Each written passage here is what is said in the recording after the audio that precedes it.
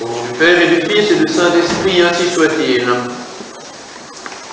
Et bien, chers frères, nous célébrons avec joie le saint nom de Jésus, avec cet épître qui nous rappelle ce discours de Saint Pierre devant le peuple juif, qui est une condamnation claire du faux écuménisme actuel.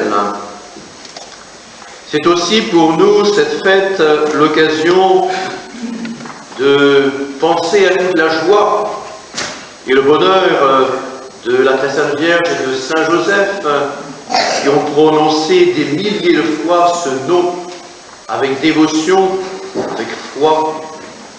Saint Bernard, dans la lettre du Bréviaire, nous dit que ce nom est une lumière, il éclaire les intelligences. Ce nom est aussi une nourriture douce, il obtient des grâces, c'est aussi un remède pour nous guérir de nos faiblesses et nous soutenir dans nos tentations. Le nom de Jésus, nous le savons, signifie sauveur. Et pour nous, eh bien, le salut, nous l'avons chaque jour et chaque dimanche dans la Sainte Messe.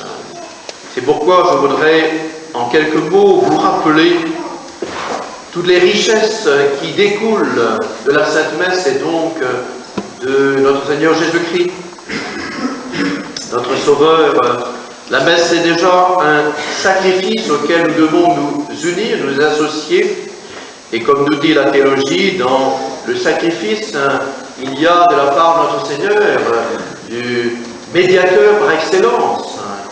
Aujourd'hui comme hier, eh bien, un mouvement ascendant et un mouvement descendant. C'est-à-dire que notre Seigneur offre à son Père, pour nous et avec nous, c'est là que nous devons nous associer, une adoration parfaite dans son sacrifice de la croix, une action de grâce parfaite, digne de Dieu, et une réparation digne de la majesté divine.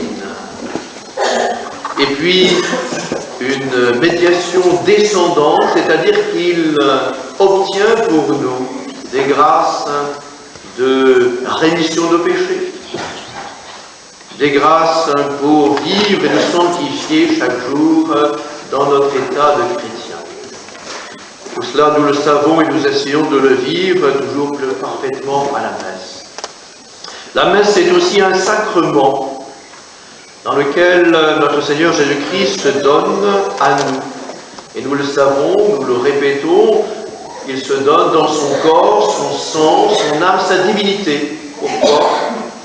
Parce que bien sa chair, au contact avec notre chair, doit nous purifier, nous aider en quelque sorte à sortir de tous ces mouvements désordonnés de la chair, l'impureté, mais aussi tous ces désordres des sens. Communion à la chair de notre Seigneur, nous n'oublions pas ce contact intime que nous avons avec sa chair, eh bien, doit redresser nos sens, les aider à avoir un usage conforme à celui de notre Seigneur, nous aider à voir les choses comme Dieu, notre Seigneur, les voyait dans ses yeux, à parler comme il parlait avec sa langue, entendre comme il entendait avec ses oreilles. Et puis, communier à sa chair, c'est aussi eh bien, nous apprendre, nous donner des grâces pour dompter nos passions qui nous entraînent très vite dans le péché. Communier à sa chair, c'est aussi nous fortifier pour mieux accomplir notre devoir d'État et mieux souffrir dans notre chair. Ce que nous avons à souffrir, soit par la maladie, soit par les intempéries, soit par d'autres souffrances. Voyez, notre Seigneur se donne à nous dans sa chair, bien sûr aussi pour augmenter en nous eh bien, ce germe d'immortalité qu'il possède éternellement, communion, la chair de notre Seigneur ressuscité, bien sûr. Nous communions aussi à son sang, c'est-à-dire que ce sang eh bien, veut nous laver, nous purifier de nos péchés. À chaque communion, C'est pourquoi le catéchisme de Concile de Trente nous dit qu'effectivement, la communion peut nous purifier de nos péchés véniels, et puis nous fortifier dans le combat que nous avons à mener, avoir ce courage contre les tentations, nous éloigner, combattre, et aussi être zélé pour le salut des âmes, être des donneurs de sang pour notre Seigneur, l'a fait pendant sa passion, être capable de souffrir pour la conversion de nos contemporains. Donc nous communions au sang de notre Seigneur et par là même nous sommes inclinés, encouragés à vivre ce même sacrifice. Nous communions à son âme, c'est-à-dire à ses vertus qu'il veut nous communiquer, ces vertus de charité, bien sûr, de patience, de force, et toutes ces vertus qu'il possède parfaitement. Eh bien, dans chaque communion, il veut nous faire participer toujours plus étroitement, plus profondément à ces vertus. Et enfin, nous communions à sa divinité dans la Sainte Communion, c'est-à-dire qu'il veut réaliser une union toujours plus intime avec sa divinité. Nous sommes ses membres, les membres de son corps mystique, et veut que nous réalisions une union toujours plus habituelle, je dirais, plus totale avec sa divinité. Tout cela, nous le savons, et c'est l'occasion de nous aider à mieux profiter de l'action de grâce de chaque messe. Vivre plus étroitement cette union, cette communion avec le corps, le sang, l'âme, la divinité du Seigneur, pour en recevoir tous les fruits. Et enfin, eh bien, un autre conséquence de la messe, c'est la présence réelle. Notre Seigneur n'est pas seulement présent pour se donner à nous dans la Sainte Communion, mais il est présent à l'autel, jour et nuit. Et cela pour nous aider aussi dans notre sanctification. Et s'il est présent, c'est d'abord pour nous édifier dans les vertus chrétiennes. C'est un exemple extraordinaire.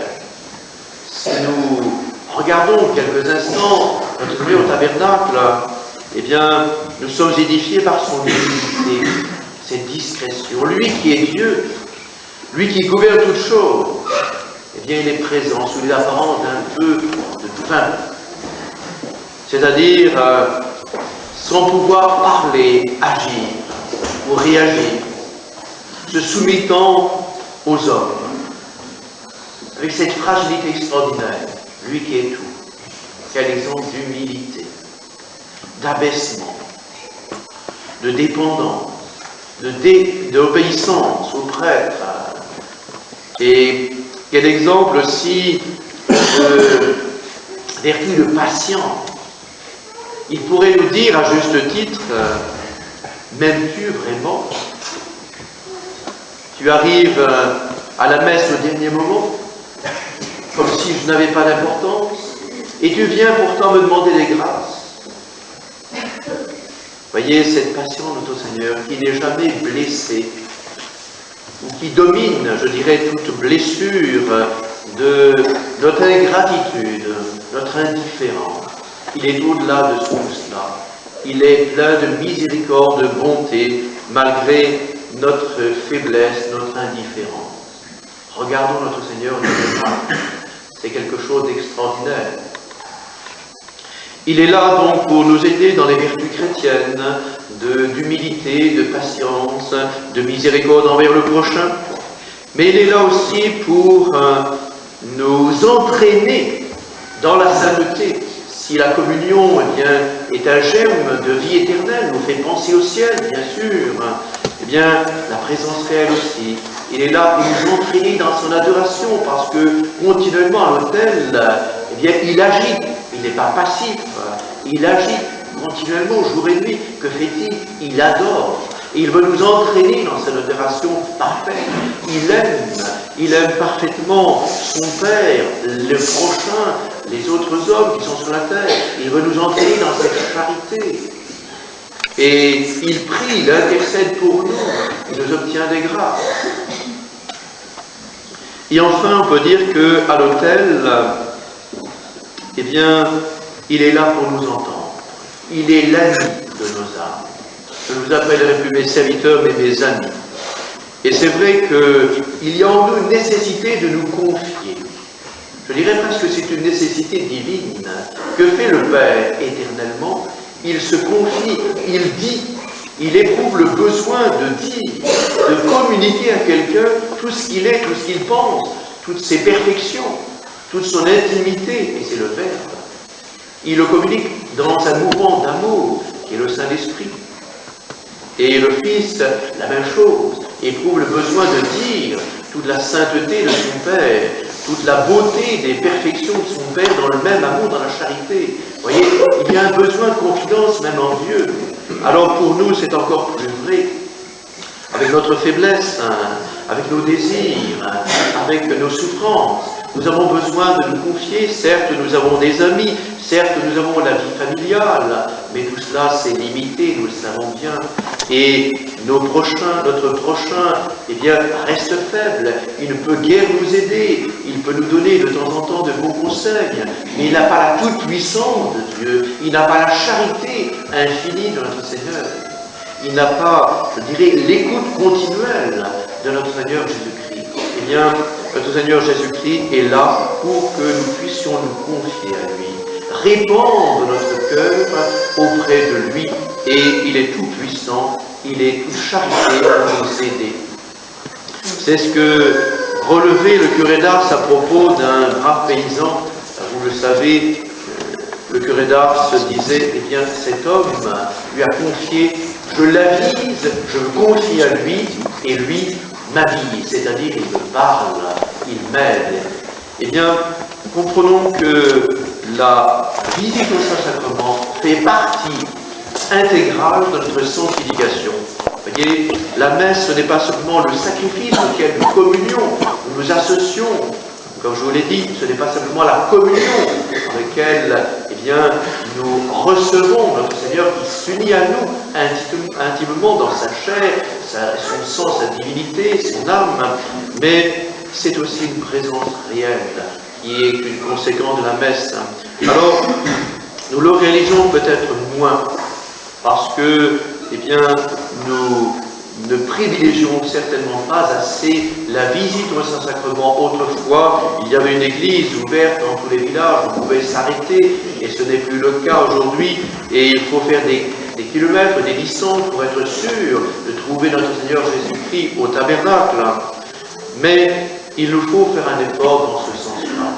Et il n'y a aucun doute que cette présence silencieuse, sans même réciter un chapelet, mais en ouvrant son cœur à notre Seigneur Jésus-Christ, nous obtiendra beaucoup de grâce dans notre sanctification. Alors, je vous donne deux suggestions dans ce sens-là. Reconnaissez que vous êtes des privilégiés pour la messe, c'est-à-dire que dans la plupart des chapelles, eh bien, pour arriver à l'heure à la messe, il faut prévoir un quart d'heure, 10 minutes, pour se garer et puis revenir à la chapelle. Ici, vous êtes de suite sur place. Autrement dit, vous pouvez gagner facilement un quart d'heure par rapport à beaucoup d'autres fidèles.